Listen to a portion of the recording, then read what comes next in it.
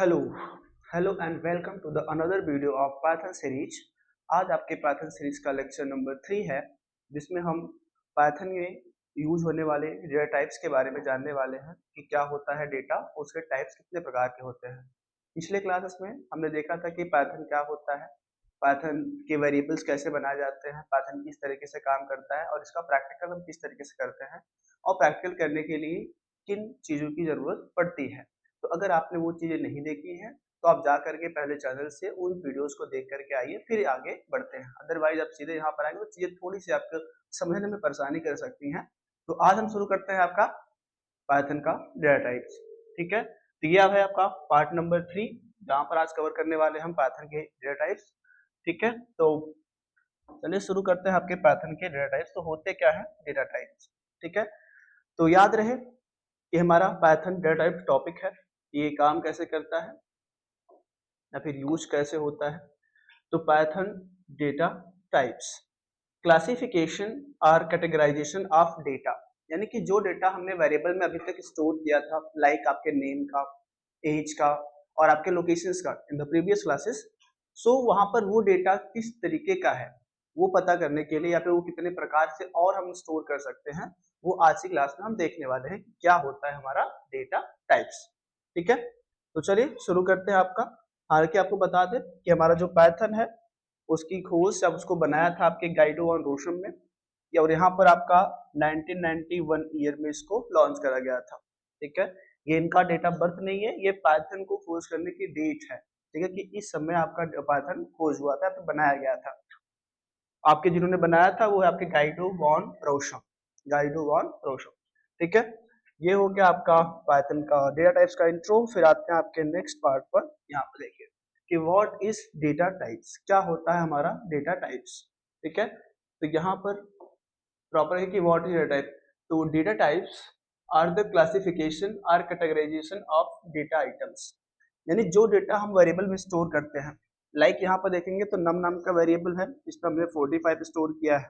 Float है यहाँ पर 2.5 करके स्टोर किया है। स्ट्रिंग है यहाँ पर स्टोर किया है। बुलियन है यहाँ पर स्टोर किया है। तो ये क्या है। ठीक है, तो हमने बताया था कि जब भी हमें अपने कंप्यूटर से कुछ भी काम करना पड़ता है तो हम उसको इंस्ट्रक्शन देना पड़ता है, और वो हम इंस्ट्रक्शन इंफॉर्मेशन या फिर इंस्ट्रक्शंस के थ्रू देते हैं। और वो इंफॉर्मेशन इंस्ट्रक्शंस किसी न किसी वेरिएबल में पहले स्टोर किए जाते हैं, फिर हमारे कंप्यूटर को प्रोवाइड किए जाते हैं कि हाँ आपको ये काम करना है।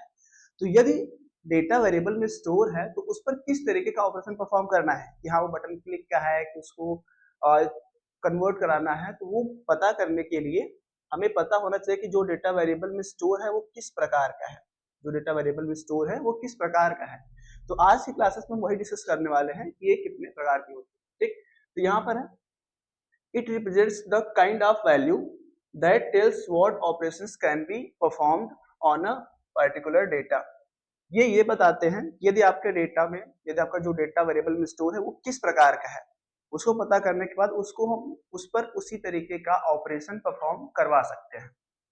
ठीक है, तो इसलिए आपका डेटा टाइप पता करना बहुत जरूरी पड़ जाता है कि हमारा किस तरीके का डेटा है, ताकि हम उस पर उसी तरीके के काम को परफॉर्म करा सकें। ठीक, तो याद रहे। फिर आते हैं थोड़ा इसका क्लासिफिकेशन किया कितने प्रकार का होता है। तो यहाँ पर देखिए आपका मेन डेटा टाइप्स, तो कुल मिलाकर मेन आपके 5 प्रकार के, जहां पर आपका नंबर, डिक्शनरी, बुलियन, सेट्स और सीक्वेंस टाइप। एक नंबर, डिक्शनरी, बुलियन, सेट्स और आपका सीक्वेंस टाइप, या फिर नॉर्मली इसे सीक्वेंस भी बोलते हैं। अब ये डेटा क्या होते हैं इन्हीं हम देखने वाले। तो नंबर में हमारे 3 प्रकार के डेटा टाइप्स, एक आपका इंटीजर, दूसरा आपका फ्लोट, तीसरा आपका कॉम्प्लेक्स। इंटीजर मतलब क्या कि जब भी हम कुछ ऐसे नंबर स्टोर करते हैं, लाइक हमने यहाँ पर n करी और यहाँ पर कर लिया 5, ये जो हमारा 5 है ये हमारा एक इंटीजर है। अब इंटीजर का मतलब क्या होता है, इंटीजर मतलब होते हैं हिंदी में बोले तो पूर्णांक। पूर्णांक मतलब कि वही ऐसी संख्या जो अपने आप में पूरी तरीके से कंप्लीट हो। अभी जैसे 5 है ये पूरी तरीके से कंप्लीट है। अब यहीं पर मैं कुछ ऐसा लिख दूं कि आपका n2 5.1, अब इसका मतलब क्या हुआ, ये कंप्लीट 5 नहीं, ये 5 से थोड़ा सा ज्यादा है, 5 से थोड़ा सा ज्यादा है। और इधर ही मान लो मैं कुछ ऐसा लिख दूं कि आपका 4.9, अब ये भी कंप्लीट 5 नहीं है, 5 से थोड़ा सा कम है। तो या तो वो कंप्लीट संख्या होनी चाहिए, तब हम उसे बोलते हैं आपका इंटीजर। और जब संख्या फ्लोट में होती डेसिमल्स में होती है तो उसे हम बोलते हैं फ्लोट। जब संख्याएं डेसिमल्स में होती हैं उसे हम बोलते हैं फ्लोट। ठीक है, तो इंटीजर वैल्यू है तो आपका जैसे कि कोई पूर्णांक संख्या है तो आपका इंटीजर नंबर कहलाएगा, कोई डेसिमल वैल्यू है तो फ्लोट कहलाएगी। और कॉम्प्लेक्स को लिखने का तरीका क्या होता है कि आपका a प्लस बी जे, जहां पर a आपका होता है एक रियल वैल्यू और b होता है आपका एक इमेजिनरी वैल्यू, इमेजिनरी पार्ट। ठीक है, a आपका रियल वैल्यू और b आपका इमेजिनरी पार्ट। इसको लिखते कैसे, जैसे हम कुछ इस तरीके से 2 प्लस 3j, कुछ ऐसे हमारा कॉम्प्लेक्स। तो तीन प्रकार के नंबर्स पाइथन में पाए जाते हैं। ठीक है, तो पहला हमारा इंटीजर, दूसरा हमारा फ्लोट, तीसरा हमारा कॉम्प्लेक्स। अब इन तीनों को थोड़ा सा करके प्रैक्टिकल करके दिखाते हैं कि आपको तीनों काम कैसे करते हैं, फिर किस तरीके से हम इनको पहचान सकते हैं। ठीक है, तो चलिए आते हैं आपके प्रैक्टिकल पर कि हम इन तीनों को प्रैक्टिकल कैसे परफॉर्म करेंगे, फिर एक एक करके सबको देखेंगे कि हाँ ये चीजें कैसे काम करती हैं। ठीक है, तो थोड़ा सा पहले इसका थ्योरी हम दिखा देते हैं इधर यहाँ पे आकर के। तो ये हमारा इंटीजर कि इंट, शॉर्ट में हम इसको इंट बोलते हैं। इंट या इंटीजर, इंट या integer is a whole number, एक आपकी पूर्ण संख्या है, चाहे वो पॉजिटिव हो या नेगेटिव हो, जो विदाउट डेसिमल, बिना कोई डेसिमल पॉइंट्स के हो। ठीक है, और अनलिमिटेड लेंथ, मतलब कितना ही बड़ा नंबर पास कर दीजिए आप। जैसे कि यहाँ पर देखिए एग्जाम्पल के तौर पर, जरूरी नहीं है कि आपकी संख्या छोटी ही होनी चाहिए, आप कितना ही बड़ा नंबर इसमें पास कर सकते हैं, बस उसमें डेसिमल पॉइंट्स नहीं होना चाहिए, वो हमारा इंटीजर ए कहलाएगा। ठीक है, अब चाहे वो पॉजिटिव हो या फिर नेगेटिव हो, दोनों ही केस में हमारा वो इंटीजर ही रहेगा। ठीक, चलिए फिर आपका नेक्स्ट ऑप्शन आ जाता है फ्लोट का। फ्लोट क्या होता है? ठीक है, तो float or floating points number, या तो हम शॉर्ट में फ्लोट बोले या तो फ्लोटिंग पॉइंट्स नंबर, यानी कि जिसमें डेसिमल्स हो। Is a number positive or negative containing one or more decimals, ये भी आपके पॉजिटिव नेगेटिव हो सकते हैं, और जिसमें आपका डेसिमल पॉइंट एक या फिर एक से अधिक होना चाहिए, तो वो हमारे क्या होंगे? फ्लोट वैल्यू 1.0 से 1.0। और ये है यहाँ पर देखिए आपका पॉजिटिव हो या नेगेटिव हो या फिर डेसिमल पॉइंट्स केवल 0 हो, मतलब पॉइंट्स लगा हुआ बस। अब भले ही वैसे एक है, अभी एक ऐसे लिखेंगे तो ये बन जाएगा इंटीजर, और यही हमने लगा दिया डेसिमल 0, हालांकि वैल्यू सेम रहेगी, लेकिन ये आपका क्या होगा? Float value. क्या रहेगा आपका? Float value. ठीक, तो ये दो प्रकार के नंबर हो गए। फिर तीसरे की बारी आती है जो कि था हमारा कॉम्प्लेक्स। यहाँ पर फिर अगला नंबर आ गया आपका कॉम्प्लेक्स का। तो कॉम्प्लेक्स जनरली ये आपके नॉर्मल जो पाइथन में हम करते हैं ना, नॉर्मल पाइथन प्रोग्रामिंग में ये आपका कॉम्प्लेक्स यूज नहीं होता है। कॉम्प्लेक्स का यूज हम तब कर रहे होते हैं जब हमें बहुत बड़े प्रोजेक्ट्स लाइक रोबोटिक्स वगैरह, मैकेनिक मशीन वगैरह जहाँ पर काम करते हैं, तो उनको बनाने के लिए हमारा ये कॉम्प्लेक्स काम आता है। वहाँ पर थोड़ा सा एक्स्ट्रा कराना पड़ता है, लेकिन यहाँ के केस में जो आपका नॉर्मल पाइथन है उसको हम कॉम्प्लेक्स को बहुत ज्यादा नहीं करेंगे, बस थोड़ा सा जानेंगे कि ये होता क्या है। ठीक है, तो a complex data types represents number with the real and imaginary part. ठीक है, ये नंबर मतलब ऐसे संख्याओं को रिप्रेजेंट करते हैं जिसमें एक रियल नंबर हो और एक इमेजिनरी पार्ट हो। ठीक है, तो यहाँ पर है it's written as a plus BJ, यानी कि a आपका जो कि है रियल पॉइंट, रियल पार्ट, और जो आपका b है वो है आपका इमेजिनरी पार्ट। ठीक है, where is the real part? A is a real part and B is a imaginary part। ठीक है, एग्जाम्पल स्वरूप में कुछ इस तरीके से है। ठीक है, जैसे कि आपका 3 + 5j, या फिर हम केवल ये लिख दें। ध्यान रखें कोई भी आपका जब कॉम्प्लेक्स नंबर होगा तो उसमें इमेजिनरी पार्ट लिखना मस्ट है। आप रियल पार्ट को स्किप कर देंगे कोई दिक्कत नहीं, बट इमेजिनरी पार्ट होना चाहिए। आप इसको भी पॉजिटिव नेगेटिव जो उसमें इच्छा हो लिखने की आप लिख सकते हैं। ठीक, अब इन तीनों का ही थोड़ा सा प्रैक्टिकल दिखाते हैं कि हाँ ये तीनों काम कैसे करती हैं। ठीक है, तो सबसे पहले चलिए दिखाते हैं आपको इन तीनों का प्रैक्टिकल थोड़ा सा। तो प्रैक्टिकल करने के लिए हमें जरूरत है एक इरेटर की, जैसा कि हमने प्रीवियस क्लासेस में डिस्कस करी थी कि हम प्रैक्टिकल कहाँ पर करेंगे। तो आते हैं आपके यहाँ पर और सर्च कर लिया हमने अपना IDLE किया और इसको यहाँ पर कर लिया, और जो फाइल हमने कल सेव करी थी उसी को हम ओपन कर लेते हैं। यदि आपको प्रीवियस क्लास जो आपने पिछला वाला प्रैक्टिकल किया है उसी पर काम करना हो तो यहाँ पर आप फाइल में जाकर के इसको ओपन कर सकते हैं, जिससे आपने जो भी प्रैक्टिकल कल मतलब कि कभी इसके पहले किया हो, आपने सेव किया हो, तो उसी पर काम करना हो तो हम इसका उपयोग कर सकते हैं। तो यहाँ पर डेस्कटॉप पे हमने फाइल सेव करी थी, फाइल का नाम था इंडेक्स, इसको हमने ओपन कर लिया और यहाँ पर वो आ गया कल की क्लास की सारी चीजें। ठीक, लेकिन आपको नया बनाना है तो आपके पास सिंटेक्स वही है कि फाइल पे जाकर के आप न्यू पे क्लिक करिए और प्रॉपर इसको सेव कर लीजिएगा। यहाँ पर हम सेव कर लेते हैं, कंट्रोल एस कर लिया, डेस्कटॉप पर ही इसका नाम रख देते हैं आपका डेटा टाइप्स, डेटा टाइप्स रखा और इसको कर लिया सेव। ठीक, सेव करने के बाद अब यहाँ पर दिखाते हैं कि ये काम कैसे करता है। तो हम फटाफट एक लेते हैं आपका नम करके वेरिएबल और यहाँ पर इक्वल टू कर देते हैं और इसमें कुछ नंबर असाइन करते थे कि 45। ठीक है, आपको चाहिए कि ये थोड़ा सा हम अपने जो हम टेक्स्ट लिख रहे हैं थोड़ा सा ये बोल्ड दिखे। तो मैंने बताया था कि जब भी आपको आइडियली की थोड़ी बहुत फॉन्ट की फॉर्मेटिंग करनी होती है तो आप जाते हैं ऑप्शंस पर और यहाँ पर कॉन्फ़िगर आइडियली, यहाँ से आप साइज को इंक्रीज कर सकते हैं और देखिए बोल्ड का ऑप्शन है, तो बोल्ड कर लेंगे तो थोड़ा सा फॉन्ट प्रॉपर दिखने लगता है। ये ओके कर दिया तो थोड़ा सा ये थिक में दिखने लगा, समझने में आसानी होगी। तो ये मैंने कर लिया, अब इसको जस्ट प्रिंट करते हैं। तो इतना तो आपने कल सीख ही लिया था कि हाँ वेरिएबल बना करके प्रिंट कराएंगे तो नॉर्मल ये आपका प्रिंट हो जाता है। ये मैंने करा F5 करी और इसको एंटर करी तो यहाँ पर 45 आ गया। अब ये पता कैसे करेंगे कि 45 क्या है, क्योंकि वेरिएबल को जो हमने डिफाइन किया यहाँ से तो बिल्कुल क्लियर नहीं हो रहा है कि इससे बिल्कुल क्लियर नहीं हो रहा है कि यहाँ पर जो हमारा नम है वो आपका एक इंटीजर है कि फ्लोट है कि डेसिमल है। आप वैल्यू देख करके पता लगा सकते हैं, बट जब कभी हम एप्लीकेशन पे काम कर रहे होंगे तो वहां पर हमें वैल्यू नहीं वेरिएबल्स पे काम करना पड़ता है, तो हमें वेरिएबल का टाइप पता होना चाहिए। तो कैसे हम पता करेंगे कि नम का प्रकार क्या है, नम का टाइप क्या है। ठीक है, तो इसके लिए हमारे पास एक फंक्शन आता है जिसे बोलते हैं टाइप। ठीक है, तो जब भी किसी डेटा का टाइप पता करना होता है तो हम कुछ इस तरीके से पता कर सकते हैं, प्रिंट और यहाँ पे लिखेंगे आपका टाइप नाम का फंक्शन और इसके अंदर जिस वेरिएबल का आपको टाइप पता करना उसमें किस तरीके का डेटा है उस वेरिएबल को पास कर दीजिएगा।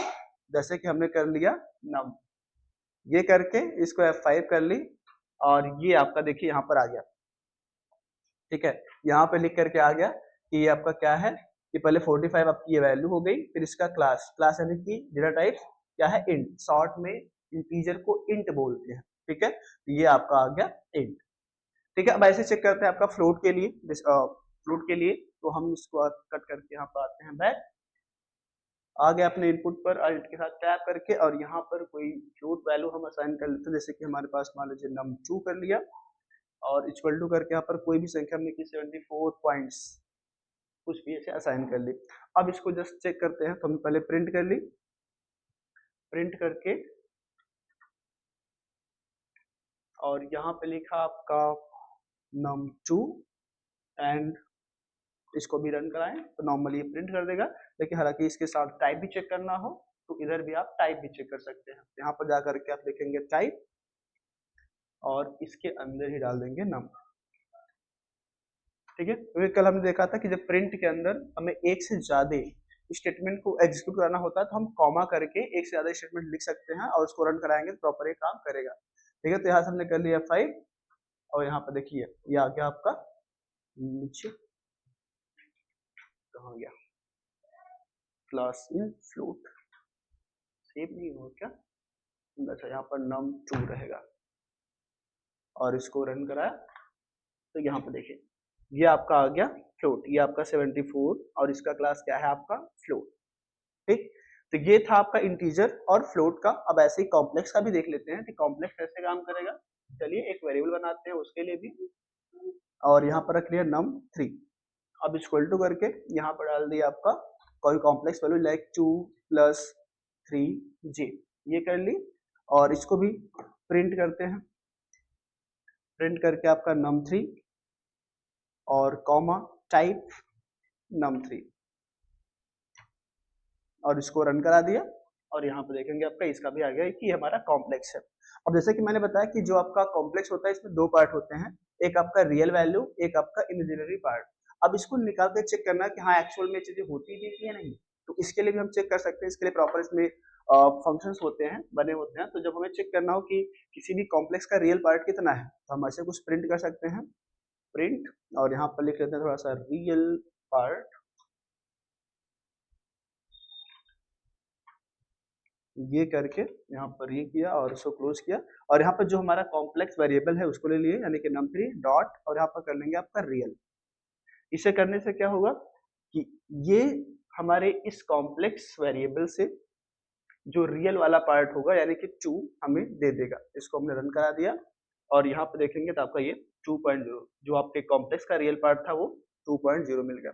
ऐसे आपको इमेजिनरी पार्ट अलग से निकालना हो तो भी आप निकाल सकते हैं, ठीक है। तो इसको हम यहाँ से कॉपी कर लेते हैं, इसको करा कॉपी और यहाँ पे कर लिया पेस्ट और यहाँ पे कर लिया आपका ये हो गया इमेजिनरी पार्ट।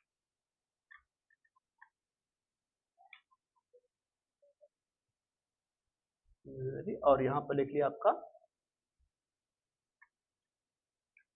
ये, इसके लिए ये फंक्शन है, इसको हमने रन कराया और यहाँ पे देखेंगे आपका ये कि इस संख्या से जो हमारी ये कॉम्प्लेक्स नंबर थी इसमें आपका 2 रियल पार्ट था और 3 आपका इमेजिनरी पार्ट था। ये तो मैंने वैसे बता दी, अब इसको एक्चुअल में चेक करना था तो हमने निकाल भी लिया कि हाँ ये आपका रियल पार्ट, ये आपका इमेजिनरी पार्ट। चेक कैसे किया, तो इसके लिए जो हमारा फंक्शन यूज हुआ वो क्या था हमारा, और रियल को पता करने के लिए रियल था ये, और आपका इमेजिनरी पार्ट करने के लिए ये शॉर्ट में इमेज करके, ठीक। तो इन दोनों से आप किसी भी कॉम्प्लेक्स संख्याओं का वो निकाल सकते हैं। तो ये आपके 3 प्रकार के नंबर्स हमारे पाइथन में होते हैं, पहला आपका इंटीजर, दूसरा आपका फ्लोट, तीसरा आपका कॉम्प्लेक्स, ठीक है। 3 तरह के नंबर पाइथन में पाए जाते हैं, ठीक है। तीनों का अपना अपना यूज होता है, इसको हम आगे की क्लासेस में जब हम आगे और चीजों को सीखेंगे तो वहाँ पर प्रॉपर इनका यूज समझ में आता है कि हाँ हम इंटीजर कब कर रहे होंगे, फ्लोट कब कर रहे होंगे। हालांकि डेसिमल पॉइंट्स आएगा तो ऑटोमेटिक वो फ्लोट कर लेता है और जे उसमें आगे ऑटोमेटिक वो कॉम्प्लेक्स कर लेता है। इसमें अलग से हमें बताने की जरूरत नहीं है कि हम इस डेटा में किस तरीके की वैल्यू स्टोर करना चाहते हैं, ये बताने की जरूरत नहीं पड़ती है, ठीक। तो अब आते हैं आपका फिर अगले पार्ट पर, आगे के डेटा टाइप सीखते हैं कि आगे के डेटा टाइप क्या होते हैं। चलिए तो यहाँ पर आते हैं नेक्स्ट पार्ट पर।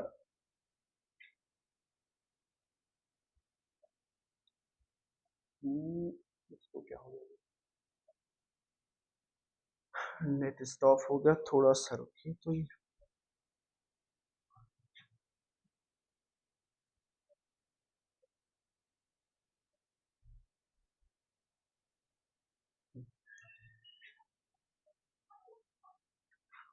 तो यहाँ पर आ गया आपका, देखिए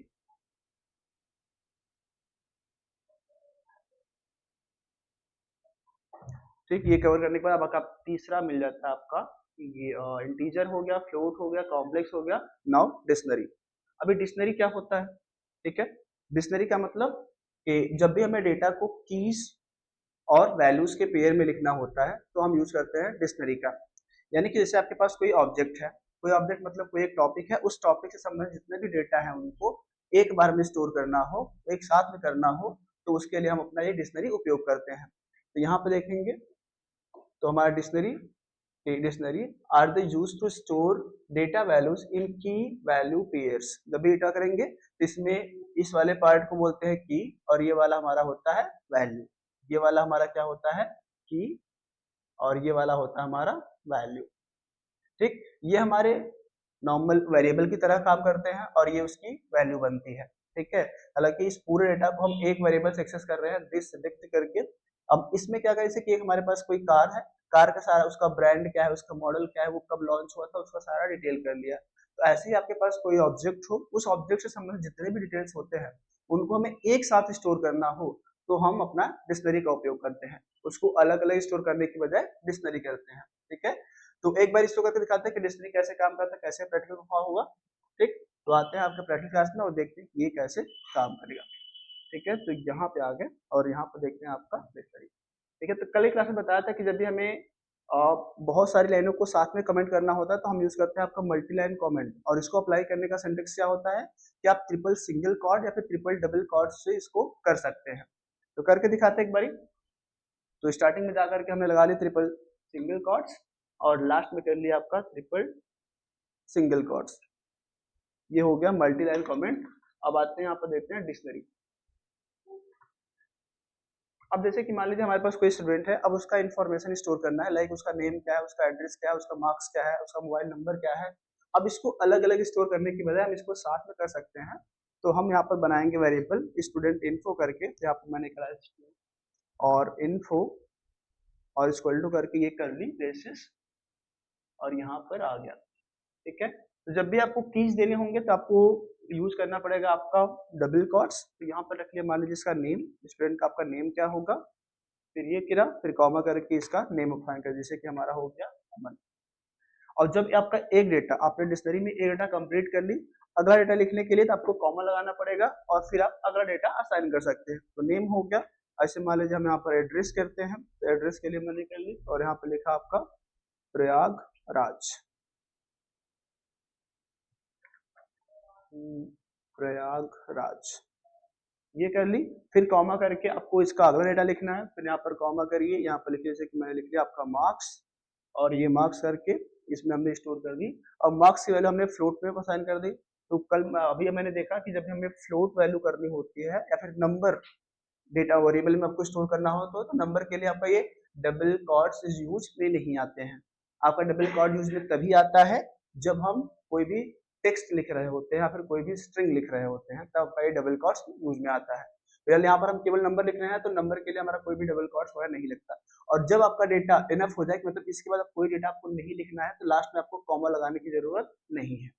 ठीक है, जब अगला डेटा लिखना हो तभी आप कॉमा लगाएंगे। तो ये हमने को अब स्टूडेंट का नेम अलग अलग स्टोर करने के बजाय हमने क्या कर एक ही बार में स्टोर कर ली। अब इसको एक्सेस करना हो, इसको प्रिंट कराना हो, तो उतना तो सेंटेंस आपने सीख लिया, तो एक बार करके दिखाते हैं ये कैसे काम करेगा। तो यहाँ पर जाकर के हमने लिख के आपका प्रिंट, और प्रिंट के अंदर डाल दिया आपका स्टूडेंट इन्फो, जो हमारे वेरिएबल का नाम था, और इसको करके हमने कराया रन, और यहाँ पर आ गया एरर, क्योंकि यहाँ पर हमने कॉलन नहीं लगाया है।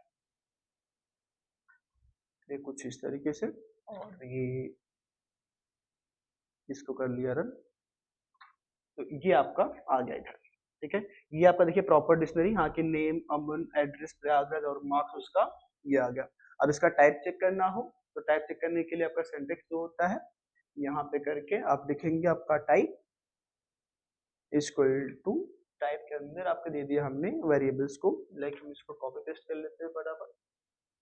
तो सेलेक्ट किया, कंट्रोल सी, और यहाँ पे कर दिया आपको कंट्रोल V, ठीक, ये आपका पेस्ट किया और इसको रन करा, तो यहाँ पर आपको लगा कि ये डिक्ट, डिक्शनरी को शॉर्ट में क्या बोलते हैं आपका डिक्ट, डिक्शनरी को शॉर्ट में क्या बोलते हैं डिक्ट।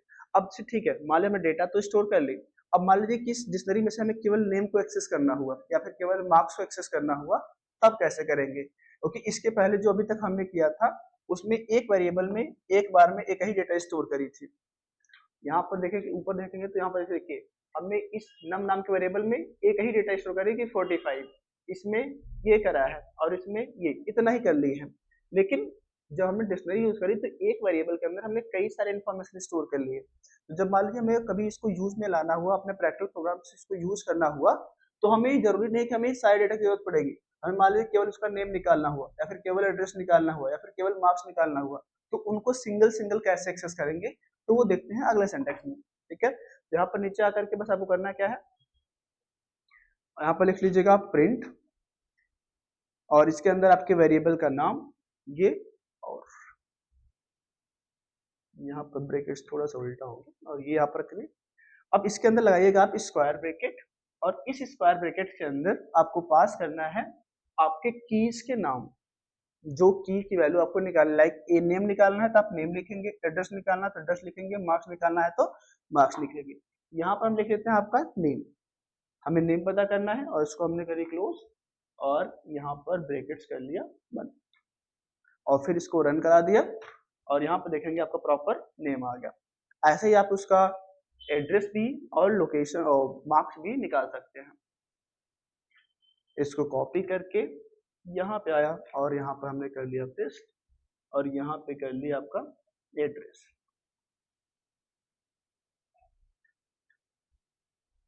एड्रेस, और इसको रन करा, और यहाँ पर देखेंगे आपका ही प्रयागराज। तो ऐसे आप इसको मार्क्स को भी निकाल सकते हैं। तो ये था आपका डिक्शनरी, कि जब भी डेटा आपको कीज और वैल्यू के रूप में लिखना होता है तो यूज करते हैं हम डिक्शनरी। इसका उपयोग कब करते हैं, जैसा कि यहाँ पर देखा है कि हमारे पास कोई एक स्टूडेंट था, उससे संबंधित सारे डेटा को स्टोर करना था, तो हमने अलग अलग वेरिएबल बनाने की बजाय एक ही वेरिएबल बनाया स्टूडेंट इन्फो करके, और उसका सारा डेटा एक बार में स्टोर कर दिया कि कल को मान लीजिए उसकी जरूरत पड़े तो हम एक वेरिएबल से उसके शेयर डेटा को एक्सेस कर सकते हैं। जैसे यहाँ पर मैंने क्या करा, वेरिएबल एक ही है, उसी से उसका नेम भी निकाल लिया, उसी से उसका एड्रेस भी निकाल लिया। यदि इसको हम अलग अलग स्टोर करते हैं तो हमें अलग अलग वेरिएबल से एक्सेस करना पड़ता, ठीक है। तो जब भी किसी भी टॉपिक से रिलेटेड या फिर किसी भी ऑब्जेक्ट से रिलेटेड हमें सारा इन्फॉर्मेशन एक ही बार में स्टोर करना होता है या फिर एक ही स्थान पे करना होता है, तो हम अपना यूज कर लेते हैं अपना डिक्शनरी का। करने के लिए आपको डिक्शनरी का आपका सिंटेक्स याद है कि आपको इसमें कर्ली ब्रेसेस इस्तेमाल करने हैं। उसके बाद फिर जो भी डेटा आपको रखना है वो आपका कीज और वैल्यू के रूप में आप असाइन करेंगे। जैसे यहाँ पर ये आपके कीज यानी कि एज अ वेरिएबल, ये आपकी वैल्यू, तो की वैल्यू कॉमा कॉमा से सेपरेट करेंगे। लास्ट में याद रहे कि जब डेटा आपका खत्म होगा तो उसके बाद आपको कॉमा लगाने की जरूरत नहीं पड़ेगी, ठीक। ऐसे आप कर सकते हैं। अब आते हैं फिर अगले डेटा टाइप पर, ठीक है। तो यहाँ पर डिक्शनरी, इसके पहले हमने कवर कर लिया आपके नंबर्स के 3 प्रकार के, आपका इंटीजर, फ्लोट और कॉम्प्लेक्स। अब ये डिक्शनरी हो गया। फिर नेक्स्ट आती है आपका बुलियन। बुलियन क्या होता है? बुलियन आपके 2 प्रकार के होते हैं, एक आपका ट्रू या फिर फॉल्स।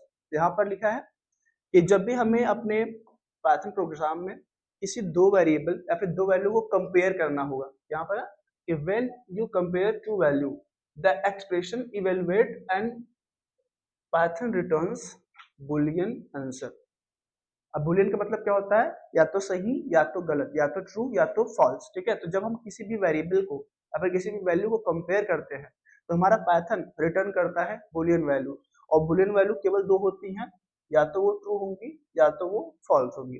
जैसे यहाँ पर कंपेयर करी गई है कि 10 is greater than 9, 10 equal to 9, 10 less than 9, ठीक है। तो ये कंपेयर किया गया। तो जब भी हम वैल्यू को कंपेयर करते हैं तो आपको जो हमें रिटर्न में मिलता है वो ट्रू या फिर फॉल्स मिलता है। इन्हीं ट्रू फॉल्स को बोलते हैं आपका Boolean data type, Boolean data type, ठीक है। तो इनका उपयोग कब करते हैं? तो जब हमें कोई कंडीशंस देना होता है, लाइक कि कोई संख्या इतने से बड़ी है तो ये करना है, लाइक कि किसी का एज 18 से ऊपर है तब तो वो वोट दे सकता है, नहीं है तो नहीं दे सकता। तो वो कंपेयर करने के लिए हाँ कि 18 से ऊपर है कि नहीं है, तो उसके लिए आपके ये कंडीशंस आते हैं। और जब ये कंडीशन सही होंगे तो वो ट्रू रिटर्न करेगा, और जब ट्रू करेगा तो हाँ वो वोट दे सकता है, नहीं करेगा तो नहीं दे सकता है। तो एक बार करके दिखाते हैं कि इनका प्रैक्टिकल कैसे करेंगे। तो आते हैं आपके IDLE पर, यहाँ पे आ गया और यहाँ पर लिखते हैं कोई हमें एक्सप्रेशन। तो लाइक हमारे पास यहाँ पर मान लीजिए कि अभी जस्ट ऐसे प्रिंट करा दिए, या फिर कोई वेरिएबल बना लेते हैं, जैसे कि मान लीजिए n1 करके, n1, और जहाँ पर रख लिया हमने 8, और फिर n2 कर लिया, और जहाँ पर हमने वैल्यू असाइन कर ली लाइक 10। अब इनको कंपेयर करते हैं, जस्ट हमने करा प्रिंट, हमने कहा कि हमारा n1 लेस देन n2, और ये करके हमने कराई रन, और यहाँ पर देखिए ट्रू आ गया। इसी पर थोड़ा सा ऊपर वाला आउटपुट हम कमेंट कर दें ताकि ये इसका हमारे कोड पर कोई फर्क ना पड़े। यहाँ पे आकर के हमने कर ली इसको कमेंट, और इसको वापस से रन करें तो यहाँ पे देखिए केवल ट्रू मिला। अब ये पता करने के लिए तो ट्रू आ गया, उसकी वैल्यू ट्रू उसने रिटर्न करा, तो पहले पता करते ये बुलियन है कि नहीं। तो डेटा टाइप पता करने के लिए हमारे पास टाइप नाम का फंक्शन होता है, तो हमने करा टाइप, और इसके अंदर डाल दिया आपका क्या, ये जो हमने कंपेरिजन किया है प्रॉपर वही डाल दी कि जो रिटर्न कर रहा है वो क्या है। तो हमने करा लेस देन आपका n2, और ये ब्रैकेट्स क्लोज करके इसको वापस रन कराई, तो यहाँ पर देखेंगे क्या है क्लास इसका बुलियन, ठीक। तो ये था आपका बुलियन वैल्यू की जब भी हम कंपेरिजन करते हैं तो वो ट्रू है फॉल्स रिटर्न करता है, और ट्रू फॉल्स क्या होता है आपका बुलियन, ठीक है। मैंने कहा जब कभी हमें कोई कंडीशन अप्लाई करना होता है तो वहां पर हम इनका उपयोग करते हैं, कंडीशंस दे करके चेक करते हैं कि हाँ कि वो चीजें सही हो तो काम करो, गलत हो तो नहीं करो, ठीक। तो ये था आपका बुलियंस, ठीक। तो इतने प्रकार के डेटा टाइप्स हमने कुछ बेसिक बेसिक कवर कर लिए, ठीक है, जिसमें हमारा स्टार्टिंग में क्या था, ठीक है। तो यहाँ पर आपके मेन टाइप्स थे नंबर्स, जो कि 3 प्रकार के थे, आपका इंटीजर, फ्लोट और कॉम्प्लेक्स। इंटीजर यानी कोई संख्या जब कंप्लीट पूर्ण होती है लाइक 2 और 3, वो हमारे इंटीजर्स होते हैं। फ्लोट में जब भी डेसिमल पॉइंट्स आ गया तो वो फ्लोट होगा। कॉम्प्लेक्स में एक रियल पार्ट और एक इमेजिनरी पार्ट यानी कि a प्लस बी के साथ लिखते हैं। और फिर आपका आ गया डिक्शनरी, डिक्शनरी में जहां पर डेटा हम कीज और वैल्यू के साथ लिखते हैं। बुलियन यानी कि ट्रू और फॉल्स, ठीक है। तो आज की क्लास में इसको हाफ रखते हैं, बाकी के आगे की क्लास में बाकी के बचे हुए 2 टाइप देखेंगे, जिसमें आपका सेट और सीक्वेंस टाइप रहेगा, ठीक है। जितना आज बताया गया इसको प्रॉपर प्रैक्टिकल करिए। प्रैक्टिकल करते वक्त आपको कोई भी दिक्कत आती है तो आप प्रॉपर कमेंट बॉक्स के थ्रू पूछ सकते हैं, आपको उस क्वेश्चन का जवाब दिया जाएगा, ठीक है। तो आज के लिए इतना ही, बाकी मिलते हैं आपसे कल। आपके बचे हुए डेटा टाइप के साथ, ठीक है।